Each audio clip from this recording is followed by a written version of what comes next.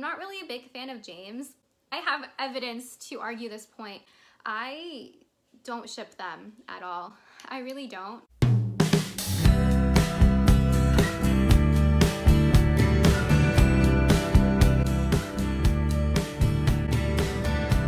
Hello everyone, greetings. Hi everyone, how's it going? Welcome to this video. If you are new to my channel, hi, welcome. On this channel, I analyze things in depth, mostly song lyrics for now, through the lens of literary analysis. The main series on my channel at the moment is going through every single song on Taylor Swift's newest album called Folklore. I'm gonna be doing my folklore videos every other week. In the off week, I'm gonna be doing requests from you guys and also some other songs that I think will be really cool to analyze. As always, if you have any requests, feel free to comment them down below. I truly believe there's a lot of value in word choice. I think it can change the meaning of literally anything. That's why I tend to concentrate on diction, which is word choice, and connotation, which can be thought of as like the vibes or the emotions that the words elicit. As a quick disclaimer, everything presented in this video is my own personal opinion. Music is very subjective. That's why it's so fun and it's so beautiful. I always encourage you all to comment down below what your thoughts are. It's always fun to have a discussion about this. Before I get started, I just want to state that I know there are a lot of theories about this folklore album. After I finish going through all the songs, I'm going to be making at the very least 2 summary videos, one about the love triangle theory and one about the whole album and how it exists as a cohesive entity. And today we're doing the song Betty. This song honestly gives me cottagecore vibes when I listen to it, so this is like kind of cottagecore vibes-y, I guess. I don't know. Like I mentioned earlier, I'm gonna make a video dedicated to the love triangle theory. However, this song is part of the theory, so I'm gonna give you guys a quick rundown of what this theory states. For the album Folklore, Taylor has said that it is not as autobiographical as her previous work. She has created characters and plots and a narrative. I've said this before, she's low-key written a screenplay. She needs to make this a movie. There are 3 characters, Betty, James, and the other woman. She doesn't have a name. And each of these characters has a song from their point of view on this album. The song Cardigan, which I've already analyzed, is supposed to be from the perspective of Betty. The song August, which I've also already analyzed, is supposed to be from the perspective of the other woman. I'll link those 2 videos if you're interested. I really recommend watching the Cardigan video. There's so much imagery and so many heartbreaking metaphors. It really helped me kind of alter my viewpoint towards the other songs. You should definitely watch both, but if you're gonna pick one, definitely watch Cardigan. And then the song Betty is supposed to be from the perspective of James. That was a very quick rundown. Let's go in and get started. The title of this song is a person's name. When a title of a song is someone's name, that's very significant. The protagonist of this song, protagonist just means the main character of the story, or in this instance, instead of saying protagonist, because the line's a little blurry with the protagonist, right? It's from the perspective of James, but it's about Betty. I'm gonna say the narrator of this story, which is James. The narrator of this song is thinking about Betty a lot, and they really want to either tell something to Betty or they want to figure something out in regards to Betty. Verse 1. Betty, I won't make assumptions about why you switched your homeroom, but I think it's 'cause of me. Betty, one time I was riding on my skateboard when I passed your house. It's like I couldn't breathe. You heard the rumors from Inez. You can't believe a word she says. Most times, but this time it was true. The worst thing that I ever did was what I did to you. Before we get started, I just want to encourage everyone here to listen to the song Cardigan and then listen to the song Betty if you haven't already. The song Cardigan, just melodically speaking, there's a lot of stuff going on. I even mentioned this in my lyric analysis of the song Cardigan. At the beginning, there's like a tapping sound, which I equated to heels, like footsteps. So I thought that was the steps on the cobblestone that was mentioned in the song. But there's a lot of background noise. There was just a lot going on. I actually did an audio reaction to Cardigan because I was so shook. It's a very intricate song melodically. There's always movement going on, and I equate that to the movement and the anxiety and the not chillness of the protagonist of that song, Betty. And also, in my audio reaction to Cardigan, I'll go ahead and link it in case you're interested, there's a screeching sound that's present after the song is over. That means that there is residual pain or residual anxiety after the song ends. I was very shook by this because it changed my interpretation of the song. In my lyric analysis, I thought that it ended on a more settled manner because it ended on a repeated lyric. But when I listened to the audio and I heard the screeching, I was like, no, there is still unresolved issues here and unresolved emotions. It's very, very interesting. But when you listen to the song Betty melodically, it's such a sweet song. Like, I literally get cottagecore vibes. It just feels very chill and cute and calm, and it's more simple. And when I say simple, I don't mean that in a negative way at all. There's great beauty and simplicity, but when you juxtapose the two songs melodically, they are strikingly different. You can also compare the official lyric videos of both songs. If you take a look at the song Cardigan, it's very dark and there's waves and there's a lot of negative imagery there. I touched upon that in the audio analysis as well. Lyric video for this song, Betty, it's very chill. It's like you're going for a stroll on a nice autumn day in a neighborhood and there's leaves on the ground. It's much more chill melodically, and even the visual used for the official lyric video. That's very, very interesting because according to the theory, these two were in a relationship and then James cheated on Betty. So Betty had a very different experience, right? There's a lot of dark imagery associated with her, a lot of dark metaphors. In my analysis of the song Cardigan, I talk about how Betty was very dependent on James because James made her feel seen.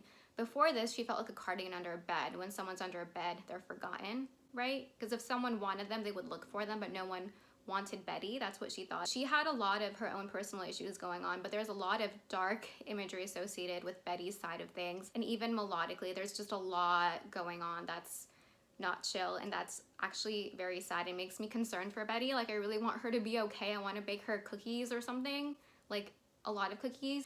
But with James, everything is like super chill melodically and also for the lyric video. I think that's really important to keep in mind. It's gonna help guide us a little bit while we get into the lyrics. So the very first word in this song is Betty. Betty is 100% on the narrator's mind. She's being addressed directly from the very first word. That's very, very interesting. I really like that there's such specificity in the lyrics. It's kind of like a story. This is kind of like Taylor's going back to her country music roots, and it's just a journal entry set to music, which I find so endearing and so charming. This really shows us that Betty is on James's radar, right? He noticed that Betty switched out of homeroom and he was like, why did she do this? Is it because of me? I think it's because of me. This shows that he still cares. If he didn't care about Betty, he wouldn't care that she switched out, and he wouldn't sit and think why she switched out either. So he still has some sort of attachment or emotion towards Betty. That's what we can infer from the beginning of this verse. Also, this is my iPad. I just have some lyrics and notes on here. So, ASMR. Okay. Next in the verse, there's an anecdote. Again, started by the name Betty. There's repetition of the name Betty in this verse. It's stated 2 times. As I say in all of my lyric analysis videos, repetitions signify significance. I truly believe that when words are repeated, it matters.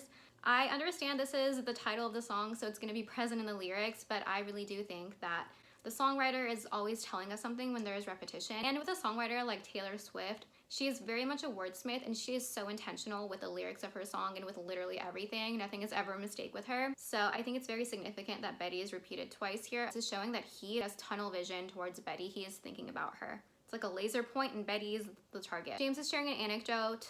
When he was riding on a skateboard, saw just her house, not even her, just her house, and he couldn't breathe. He was overcome with emotion. That's very cute. He is kind of expressing how deeply he felt for Betty. Now we get to the not so fun part of this verse. He is kind of reminiscing on her hearing rumors from someone named Inez, and he's confirming that those rumors are true. We can infer from this that she heard rumors that James was cheating on her, and you know, that's not fun. That's very hurtful, especially when you don't hear it from the source, you hear it from rumors. It's very embarrassing and a very belittling position to be in. I definitely empathize with Betty. I'm gonna let y'all know before we get further into the song, I'm not really a big fan of James.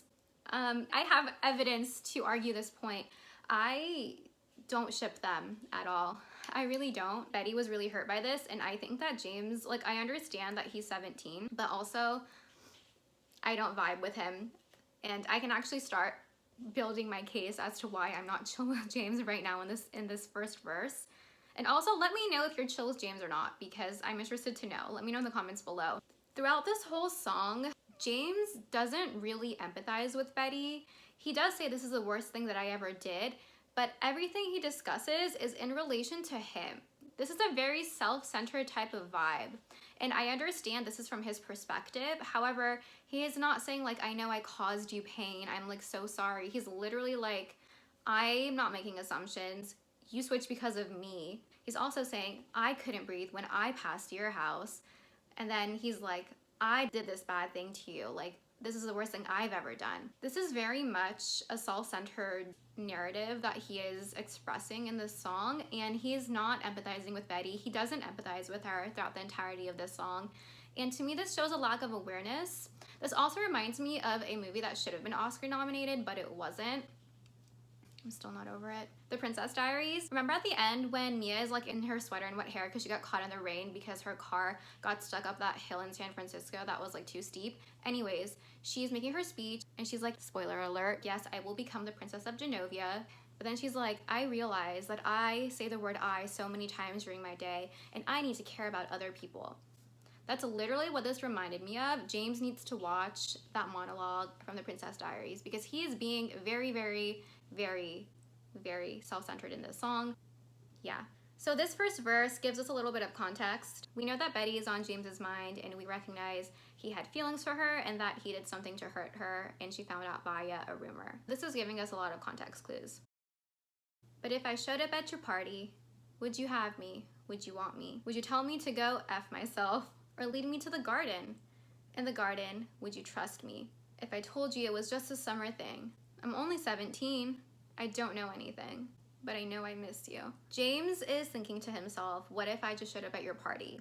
He wants to make a grand gesture. He wants to get her back. There is a repetition of 2 different questions right after one another, and then there's 1, 2, 3, 4 questions total. The repetition of questions here actually reminds me of the song analysis I did of the song Somewhere Only We Know by the band Keen. I'll go ahead and link that if you're interested. In that song, there was repetition of questions that increased throughout the song, and that to me signified a feeling of anxiety and just of wanting answers. It's the same thing here. The fact that there's so many questions obviously shows us that there is an unknown present, but it also indicates a feeling of anxiety. He's like, would you do this? Would you do this? Would you allow this?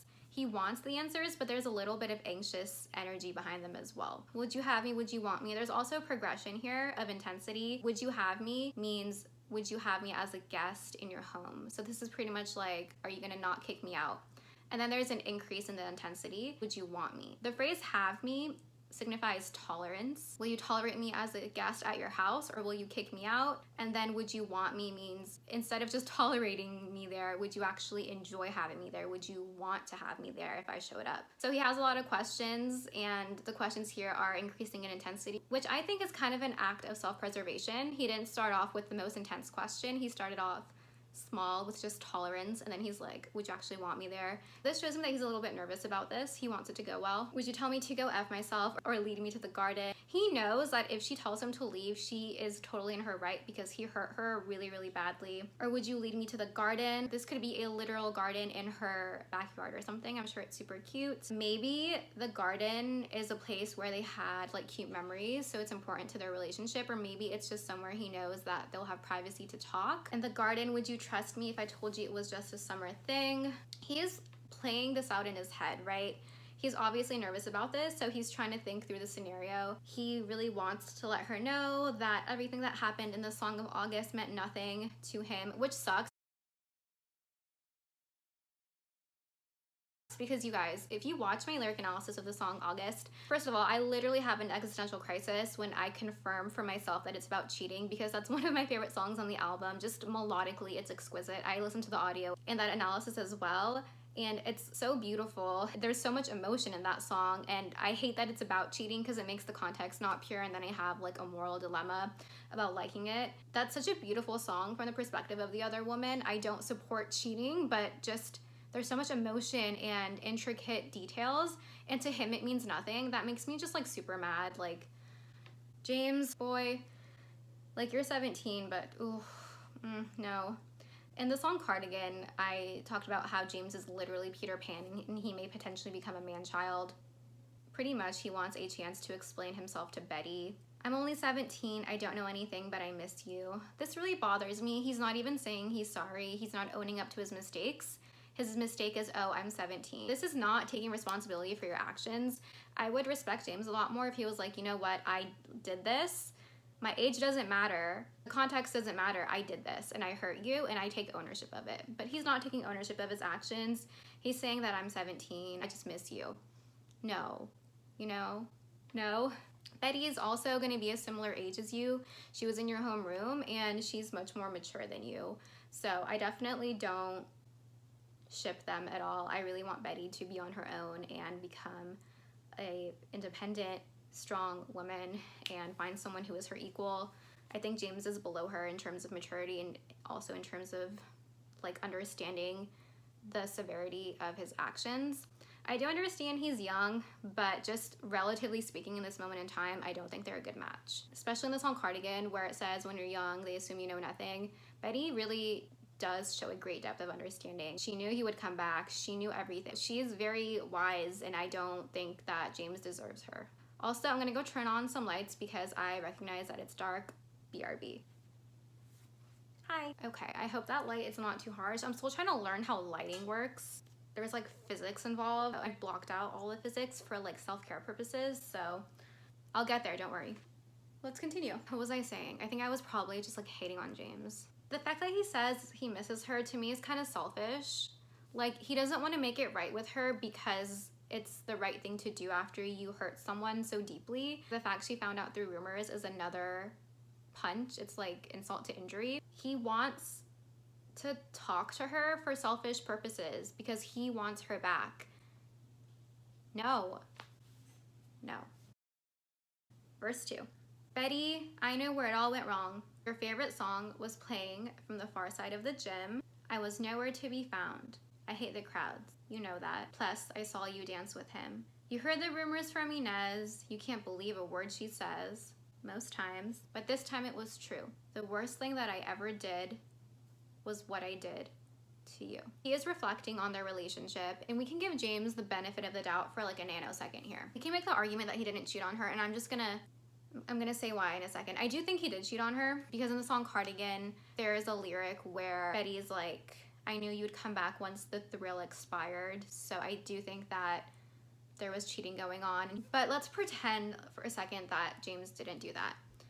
One thing you could argue, if you really wanted to, if you really wanted to, is that they were like on a break a la Ross and Rachel from Friends. Here he is describing a moment where he knows where the issue started. I know where it all went wrong.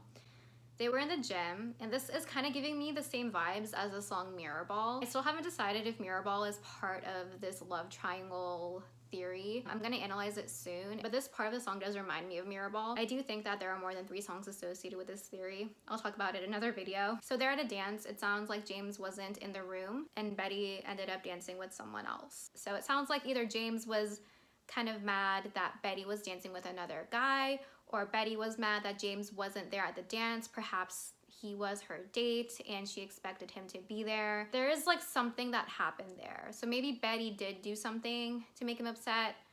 Maybe he did something to make her upset. Something went down at this dance. If Betty did do something to make him upset, that literally does not warrant cheating. So again, his argument could potentially be very invalid. But what I'm saying is that it's possible what happened at this dance caused them to break up, and like they were on a break, and maybe he didn't cheat on her. Maybe they didn't talk about the terms of their break, but like she thought that it was the unspoken rule that they weren't gonna like hook up with anyone, but he didn't think that. But the fact that he did hook up with someone hurt her, or like maybe he hooked up with someone that she was suspicious of. I don't know. This is gonna get super gossipy, and that's not my vibe, but there's also a lyric later on that kind of supports this theory. So I'm stating it now, but bear with me. I'm gonna tell you more in a second. Make sure to keep watching.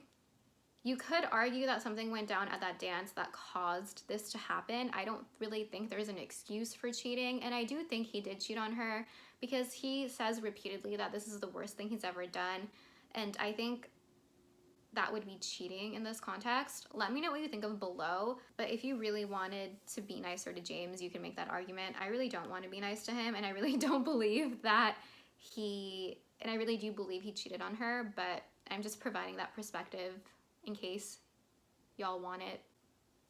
I don't know. And if you do believe that, that's 100% okay. I'm not judging you at all.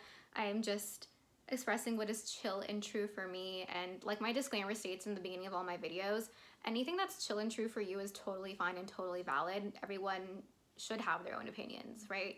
I really think music is a very personal thing. It's an art. So let me know what you think of in the comments below. Then we have repetition of the chorus. Now we're at the bridge, which is always Taylor's best work. Let's see what it says. I was walking home on broken cobblestones, just thinking of you when she pulled up, like a figment of my worst intentions. What a good lyric. It's very sad, but it's very good. She said, James, get in, let's drive. Those days turned into nights, slept next to her, but I dreamt of you all summer long. The broken cobblestones here connect this song to Cardigan because in the beginning, her high heels were on cobblestones.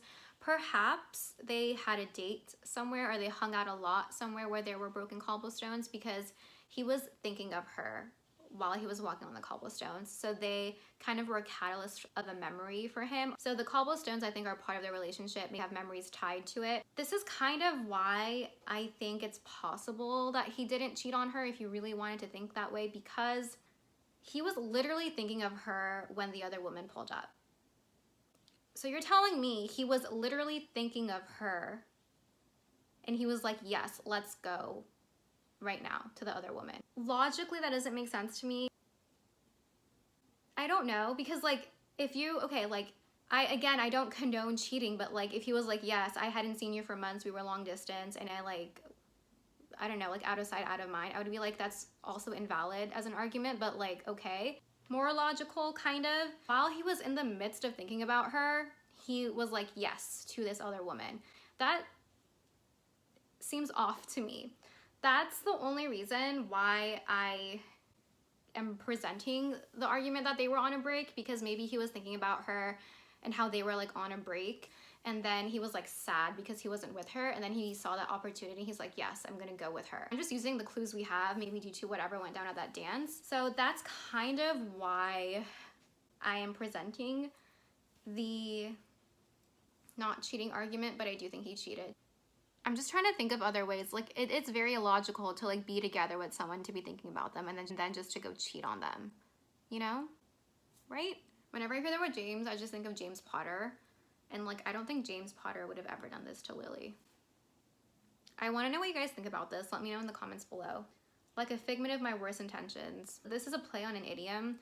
An idiom is just a figure of speech that has a very specific meaning. The original figure of speech here is figment of your imagination, but here it's figment of my worst intentions. So I love that phrase here. I think that Taylor did a really good job with this line. He is calling the other woman the figment of his worst intentions. A figment to me connotes a feeling that it's kind of dreamlike, not in a positive way. It kind of gives you an otherworldly type of vibe. Like it's a figment, it's not real. It's kind of like Mirage vibes a little bit. It caused him to act out on his worst intentions. And all she did was like, James, get in, and he's like, yep, going. And the thing is, if he knew that this was wrong, he could have left. There is a song called August about their experiences, and a month is what, on average 30 days. So you're telling me that for 30 days, he like forgot to be like, oh, this is gonna hurt Betty, let me stop doing this. He made this decision multiple times. There's a lot of days in a month. Those days did turn into nights, and like he slept next to her but dreamed of Betty. Like, dude, I understand you're 17, but also no. If he really was cheating on her for like a literal month, no. Again, I do think that he was cheating on her because he keeps saying it's the worst thing he ever did, and just with everything in the song Cardigan, he was literally thinking of her and like went off with someone else. That really suggests that the love he had for her, or he thinks he has for her, isn't pure.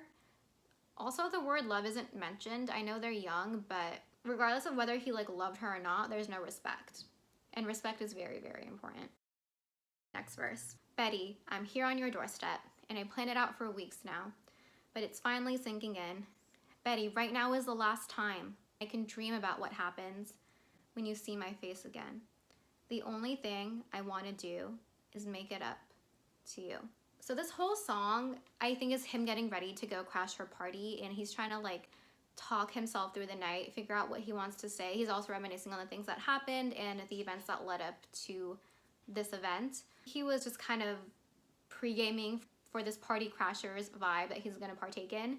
And he was pre-gaming by thinking about all of this stuff. This was all an internal monologue in James's head. We can tell that he really wants her back. He's been thinking about it for weeks, and he's been planning it for weeks. he's been dreaming about it, so he's been ruminating on it. It's just been something at the forefront of his mind. That could mean that he has strong feelings for her, but again, I'm not really on his side. He just seems to be really very self-centered and immature. Like, I'm not hating on him as a human being, but I am hating on him in the sense that he did not treat Betty with respect, and unless he has like a very deep understanding of how he hurt her and how to be a respectful human being, just like as a foundation of his existence, how to be empathetic, I don't think there's any value in Betty taking him back. I'm concerned she will take him back just because she was so dependent on him. Like, she felt seen by him. She was kind of activated as a human by his presence. So I showed up at your party. I love this part in the song, the way Taylor sings it with the melody. It's like so cute and so catchy. Yeah, I showed up at your party. Yeah, I showed up at your party. I know I can't sing, kinda sorry. Will you have me? Will you love me? Will you kiss me on the porch in front of all your stupid friends? If you kiss me, will it be just like I dreamed? He's still thinking about himself. Will it patch your broken wings? I'm only 17. I don't know anything, but I know I missed you. The last 3 lines of this song, beautiful. Beautiful to analyze, not really like happy, but standing in your cardigan, kissing in my car again, stopped at a streetlight, you know I miss you. There's 1, 2, 3, 4, 5 questions in this verse. Again, he is a little bit anxious here. He wants the answers to these questions. He's thinking about these things. So there's a little bit of anxiety here. This shows he cares to an extent. First, the questions were, will you have me? Will you want me? And I talked about how that's a little bit of a progression. Now he asks, will you have me? Will you love me? So even more of a progression. He wants to know if she is gonna love him still when he sees her. Will you kiss me on the porch in front of all your stupid friends? The fact that it says stupid friends signifies to me that he doesn't really care about anything else at the party except getting her back. This is a point for James, I guess. He's just going there with a purpose to talk to Betty and to explain his side of the story. He is not there to socialize. He literally doesn't care. If you kiss me, will it be just like I dreamed it? Again, he's kind of talking about himself. I keep getting the thought that maybe he feels guilty and he wants the validation that it's okay and that he's forgiven for himself, because he's just, I don't know, I just feel like it's very self-centered. Again, I understand this is an internal monologue, but this doesn't really show me that he even feels guilty like he doesn't feel guilty about hurting Betty. I think if he is feeling guilty, it's just like his own conscience that he cheated. I don't think he's factoring Betty's emotions and experience into this. It's very much like an, oh, it's a me thing. I need to make this right for me so I feel better. That's the vibe I keep getting from this. Will it patch your broken wings? Okay, this line makes me feel some type of way. This is the first time he's acknowledging that Betty was hurt by this, and he literally is saying broken wings. When wings are broken, that means that flight cannot occur. So let's think about this in the context of birds.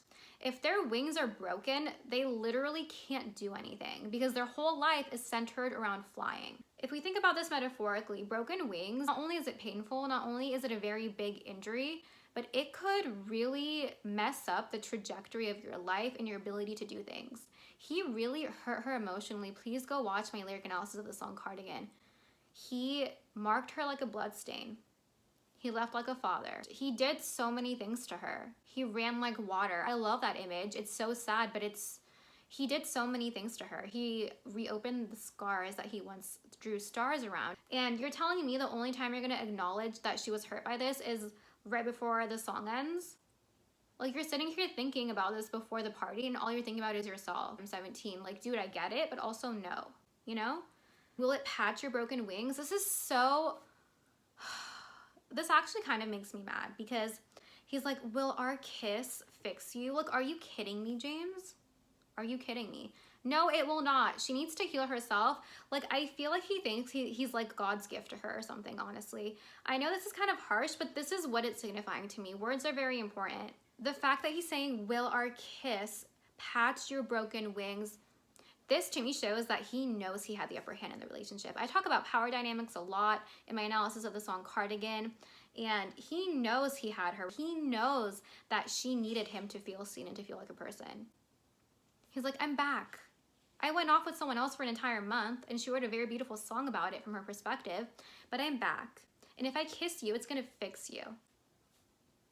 No, it's literally not, James. This is not about you. Please sit down. To quote the great Taylor Swift, take several seats. But for real. And also the fact that he knows that her pain is so deep that it can be represented metaphorically by broken wings. It shows that he realizes the pain that she's in, but he doesn't really acknowledge it. And that to me is a red flag. No, your kiss isn't gonna fix her. This is not what it's about. Again, I know he's 17 and like not mature, but still this, Betty, please do not take him back. Do not have him as a guest. And do not go into your super cute garden with him either.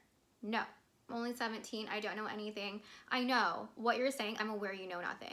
You don't have to keep repeating it, I know. Repetition does signify significance, but like honestly, I can tell without all the repetition that you know nothing. I feel so mean, but also I have evidence in the lyrics of the song to support why I am mean to James. And I also gave him an out with that excuse about being on a break, so I think I'm actually being very nice to him. Let me know if you think I'm being super mean to James or not in the comments below. But he misses her standing in her cardigan. The word cardigan and the word cobblestones in this song does link it directly to the song Cardigan. So if we weren't sure, we are sure now that these two songs are linked together. Kissing in my car again, this is referring to a memory they had. So he's reminiscing. Stopped at a streetlight, you know I miss you. The last song just shows to me that on the drive over, he was thinking about all this stuff. He's at a red light. He's about to turn into her driveway or into her neighborhood. He is like there, he's gonna crash the party. He was thinking about all of this on his drive over to Betty's house. We don't know what goes down at the party. We don't know if she lets him in. We don't know if she talks to him. We don't know if he kisses her. I really hope she doesn't. To be clear, I'm not saying James is a bad human being, but I don't think he has respect for Betty, and I don't think he's mature enough for a substantial relationship. Just the lyrics and the metaphors in the song Cardigan, Betty needs to heal on her own. She has a lot of deeply rooted self-esteem issues. I talk about that a lot in great detail in my lyric analysis of the song Cardigan. I know I keep mentioning it, but it's because just thinking about everything metaphorically that she mentioned, I am so concerned for her. I really want her to be okay. James, just go and live your life. Let her heal on her own. No, you know, no. To sum up, this is an internal monologue James is having while he's driving over to crash Betty's party. It is evident that he wants her back. He's been thinking about her a lot, but I do think he does lack the awareness to really understand the damage he's done. Like I've mentioned before, he is like Peter Pan. He is not really mature emotionally. His emotional IQ isn't there yet. I understand he's 17, but still. This is his perspective, and it's obviously valid for him as a character. I'm definitely hashtag Team Betty, and I don't want them together. I want Betty to be okay emotionally first. That's what's important to me. Let me know what you think in the comments below. Please like this video if you enjoyed it, and subscribe if you haven't already, if you want. Please share this video if you found it interesting or enjoyable. Thank you so much for watching. I really do appreciate it, and I hope you have a great rest of your day. Okay, bye. Bye. Bye. Bye. Bye, bye, bye, bye, bye. Bye.